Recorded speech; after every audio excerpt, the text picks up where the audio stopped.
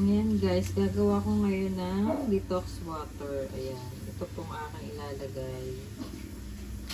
Pero kung meron pang orange, ayan, pwede rin. Wala po ako, kaya ito lang muna ilalagay.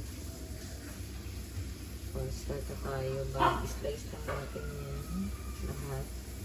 Ayan guys, na-slice ko na siya. Ayan, ganun lang. So, ilalagay na natin siya sa 1 litrong tubig.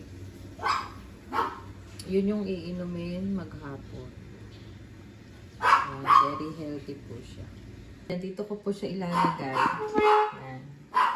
Sa pitchen na parang gripo na din. Para kung iinom ako, yun.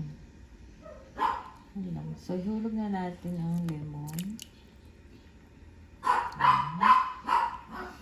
Pongkan. Sayang wala akong orange eh. Yun yung sunfish. Ayan. And then, pipino. At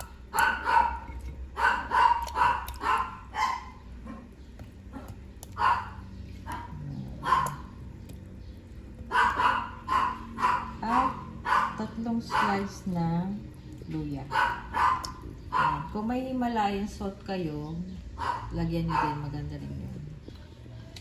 So, yan. Maghapon na yan. Bababad natin. And then, pwede kada iinom, kukuha na lang yan. Lagay natin to sa fridge.